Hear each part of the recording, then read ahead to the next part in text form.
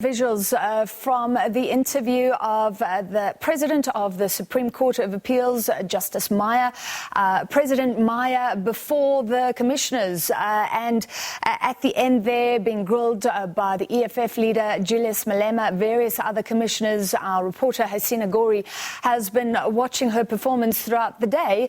Hasina, do you agree with us? Bongiwe and I were saying she kept this incredibly cool demeanour and sometimes under fire. Some of the questions focusing on gender, so that was expected. She actually said at one point, it's offensive to always ask, are we ready for a female head of the Constitutional Court? But tell us some more about those issues. Cases relating to sexual assault affecting judges, a lot of those sorts of issues coming up. Take us through the day. Good evening, Francis. As you mentioned, quite a long day once again here in Sandton, where the JSC has been interviewing their second candidate for this really important and lofty position of the Chief Justice.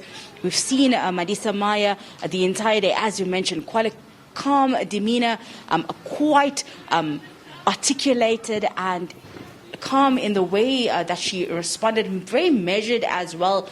When responding as we expected, she is the only female candidate that is part of the panel, but also the first female candidate to ever be interviewed for this position. So quite an important interview happening here today. She went through being the first female judge in some of these courts, like the Supreme Court, where she acted as deputy and then became the president as well. She mentioned there weren't policies in place for sexual harassment.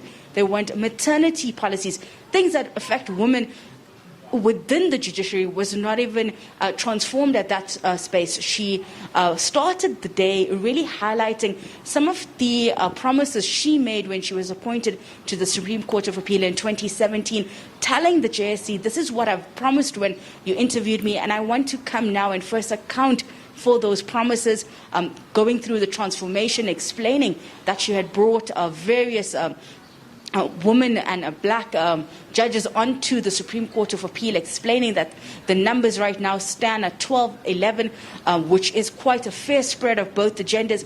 But when asked about gender, and one of the commissioners actually commented that Justice Maya is not running on the gender card, or the gender is not what she's running on, but on her actual credentials of being a judicial service person, as well as being in the judiciary, as well as her leadership skill. That really was what she was highlighting, as you mentioned, when asked about whether the country is ready for a female Chief Justice.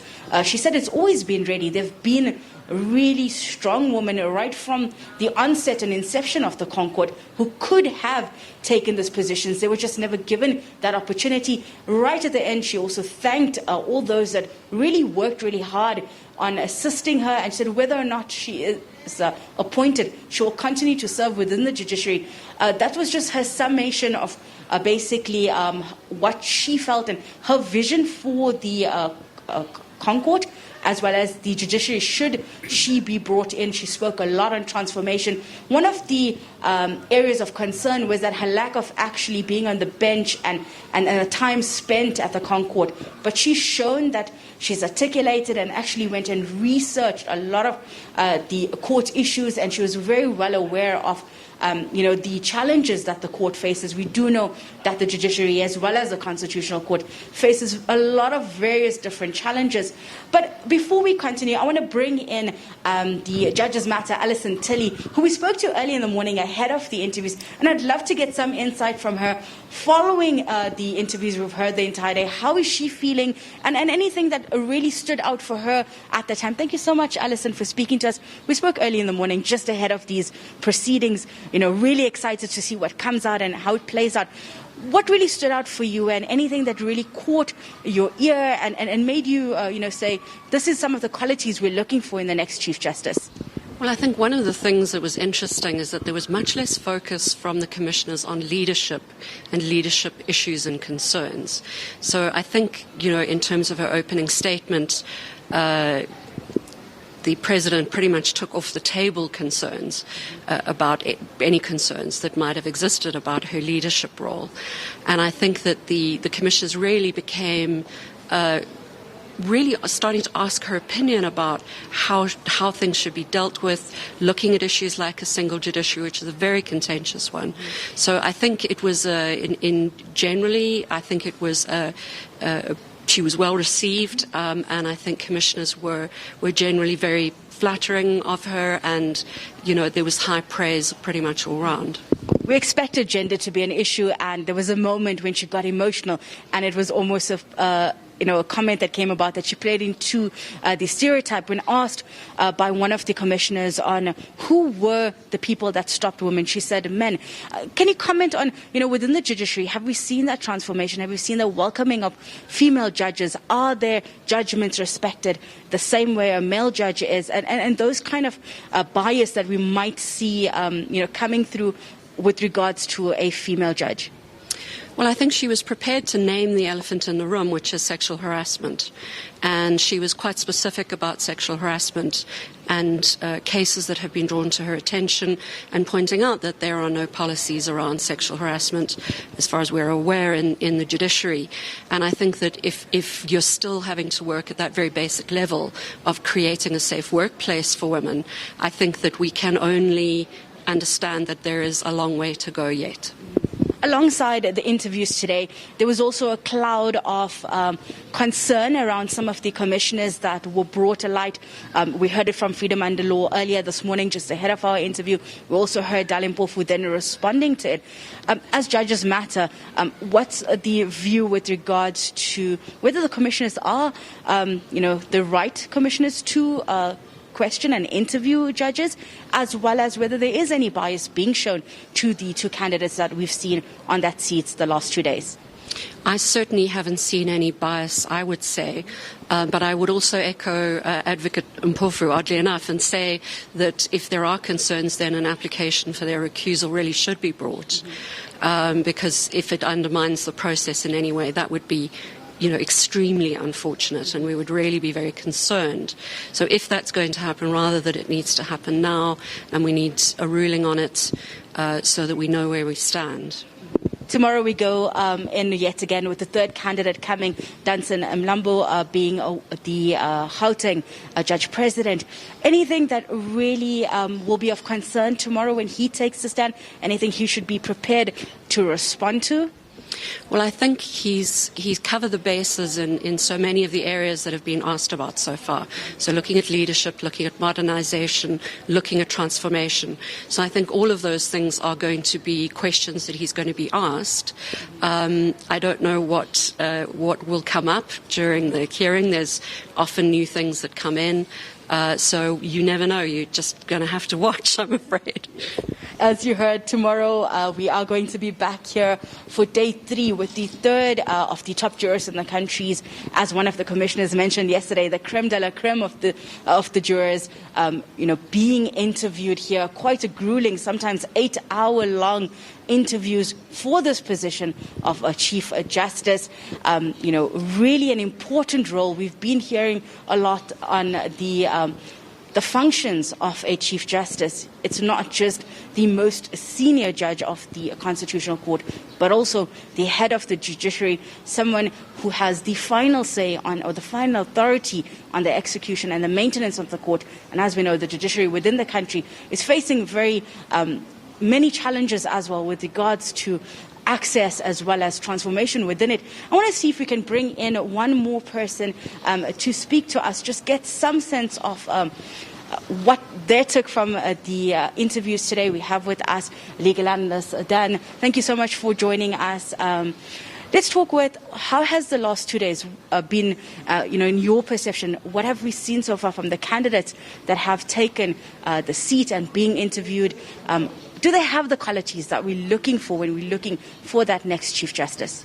Thanks so much for having me. Look, the candidates that have put themselves up for this position are some of the best judges that we have in the country, some of the most senior judges that we have in this country. And there's obviously some sticking points that the commissioners have raised in the interviews, one of which was gender, which featured prominently yesterday and today as well. And we've seen kind of the different approach to questioning, I would say, that we saw yesterday when Justice Madlanga was asked, don't you think it's time for a woman Chief Justice? And today, Justice Maya was asked, what her experience was as a woman and as a judge in the profession. And so I think that is going to be the major theme, as we've seen so far, but also questions around how the judiciary, especially the Constitutional Court, has been functioning and whether or not there are ways to change that. And so we expect that to become also a big theme as we progress through the week. Hearing Justice Maya today speaking on gender, do you feel that she adequately, portrayed herself in a way that's just not a gender election if she is nominated? And does her experience speak for itself? Absolutely. I mean, that was the question that was put to her at the beginning of the interview. And I think she spoke quite well to say, well, I am not here because I'm a woman, but because I am an excellent judge and my record speaks for itself. The fact that I'm a woman is only incidental, and I should not be treated as if someone was doing me a favor. And of course, she came back to this idea later when she was questioned by Commissioner Breitenbach to say, well, why are the men told to step back and make way for women when they should be judged on their own merits and not, acting as if we're doing them a favor to say, maybe it's your time for a woman or it's the time for a woman to lead, but that if she is chosen as the Chief Justice, then that is just an added bonus, the fact that she's a woman. Alongside the interviews, we spoke with Freedom Under Law earlier this morning around their concerns that they've expressed on some of the commissioners. Do you feel that there has been any bias towards the two candidates we've seen so far and that commissioners should recuse themselves if they feel that they may be biased towards an individual? Look, I don't share those concerns, mostly because I think that the interviews have been quite thorough, have been quite robust, even if it was in different ways, right? So you'll remember yesterday, Justice Madlanga faced tough questions about the fact that he hadn't held any leadership positions. But today we got a better sense, I think, of the issues that the commissioners are concerned with. And so I think that the concern may be legitimate, maybe in some other context. Right now, I don't see that, and or at least I don't share that view. I think that they've acquitted themselves very well and have not kind of been overly biased or at least overtly biased to the candidates that we've seen so far. In the last constitutional judge interviews last year, one of the issues raised was the questioning or the questions that were posed to the commissioners. And I want to go back again. Is there a line that should be drawn or a set of guidelines of questions that can be asked to the candidates when they are in that seat interviewing for positions of any of the high courts? So you'll know from the previous two interviews that things did have to change, right? CASAC took the JSC to court because of their behavior at the April interviews, and we saw large improvements in the October interviews. But I think that the fact that these candidates do not have to be questioned about kind of like trivial matters that usually come up for interviews in like the High Court. What we are seeing now is questioning that is constructive, that is informative, and that is relevant to the positions. So I do think that there are some questions, there are some issues around the questioning of candidates, whether commissioners are being unfair to candidates in some of the questions that they ask. But what we've seen so far is an improvement on how the JC conducts itself during interviews. So I think that this, if it continues and hopefully under the leadership of the new Chief Justice, will only mean good things for interviews going forward. Thank you so much. That was Legal Analyst Dan speaking to us here at the end of the day 2 of the JSC interviews, looking for that next Chief Justice, the person that would head the judiciary as well as all the courts, at a time where the Constitutional Court has still 2 vacant seats on the benches, which they are going to be interviewing candidates for in April. Yesterday, they did send out that short list of 6 candidates who will face interviews in April. But for now, they are looking for the next Chief Justice, and interviews will continue tomorrow with the Gauteng Judge President, Danson Mlambo, taking the hot seat. So we'll be back with you tomorrow at 9 a.m. Much, Sinagori, and yes, we will bring you a lot of that live action. The independence of the judiciary, so important right now.